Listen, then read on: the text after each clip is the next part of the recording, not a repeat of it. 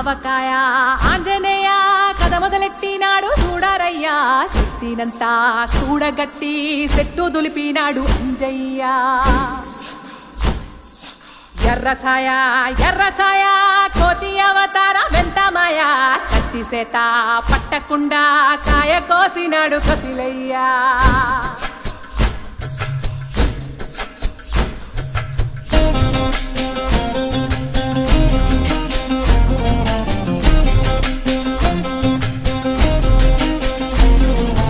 అంజనమ్మ ముందు వంజుల్ పుంజుల్ సీడి మామిడి ముక్కలు కుప్పల్ తెప్పల్